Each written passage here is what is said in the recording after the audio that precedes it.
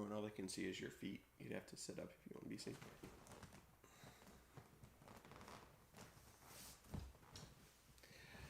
Well, good morning, Potter's House family. I'm here with another word from the Word for you. It is Good Friday today, which is a big day for us Christians, and for us to look back and remember what Jesus has done for us. And so I thought today I would do something a little different.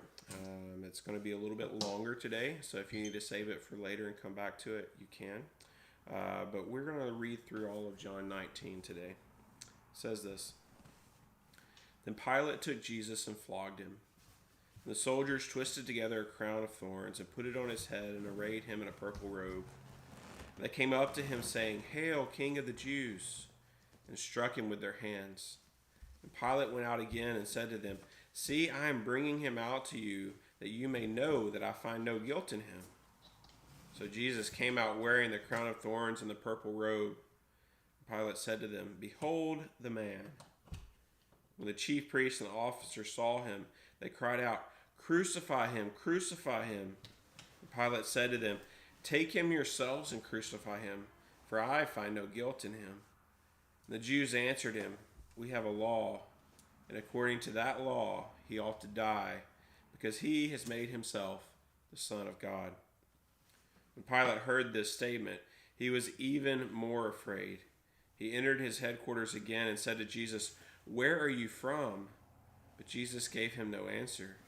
So Pilate said to him, "You will not speak to me? Do you not know that I have authority to release you and authority to crucify you?" And Jesus answered him, "You would have no authority over me at all unless it had been given you from above. Therefore, he who delivered me over to you has the greater sin." From then on, Pilate sought to release him, but the Jews cried out, "If you release this man, you are not Caesar's friend. Everyone who makes himself a king opposes Caesar." So when Pilate heard these words, he brought Jesus out and sat down on the judgment seat at a place called the Stone Pavement, in Aramaic, Gabbatha. Now it was the day of preparation of the Passover. It was about the 6th hour, and he said to the Jews, "Behold your king."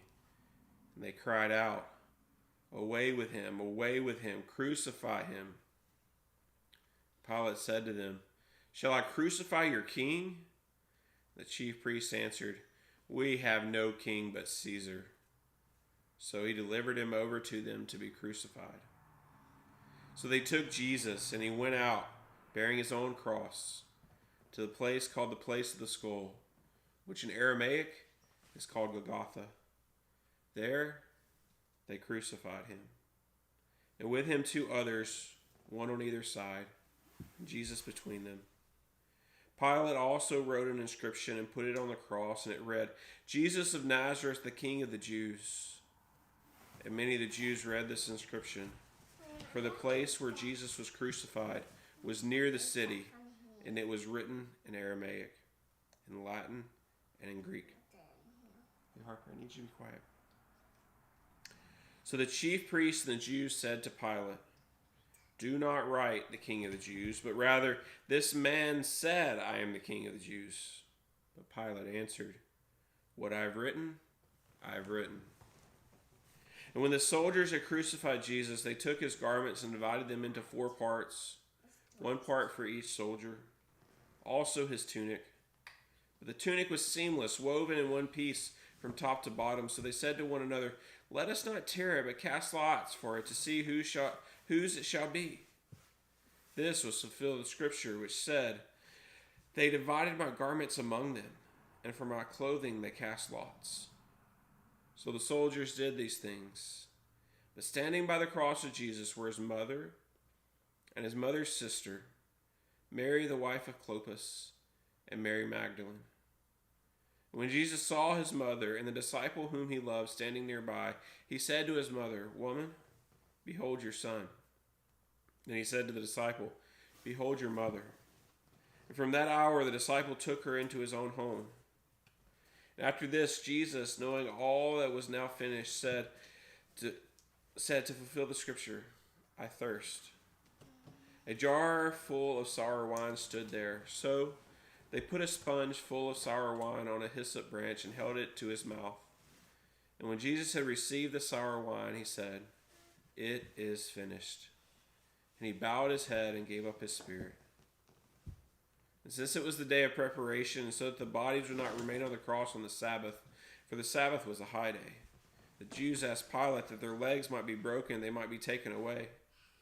So the soldiers came and broke the legs of the first and the other who had been crucified with him.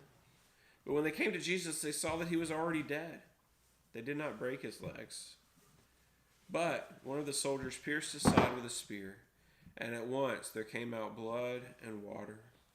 He who saw it has borne witness. His testimony is true, and he knows that he is telling the truth, that you also may believe. For these things took place that the scripture might be fulfilled. Not one of his bones will be broken. And again, another scripture says, they will look on him whom they have pierced. And after these things, Joseph of Arimathea, who was a disciple of Jesus, but secretly for fear of the Jews, asked Pilate that he might take away the body of Jesus. And Pilate gave him permission. So he came and he took away his body. Nicodemus also, who earlier had come to Jesus by night, came bringing a mixture of myrrh and aloes, about 75 pounds in weight. So they took the body of Jesus and bound it in linen cloths with the spices, so at the burial custom of the Jews. Now, in the place where he was crucified, there was a garden, and in the garden a new tomb, in which no one had yet been laid. So because of the Jewish day of preparation, since the tomb was close at hand, they laid Jesus there. This has been your word from the Word. It is Good Friday. Let's remember the good things that Jesus did by laying down his life for us. Bye. Bye for now.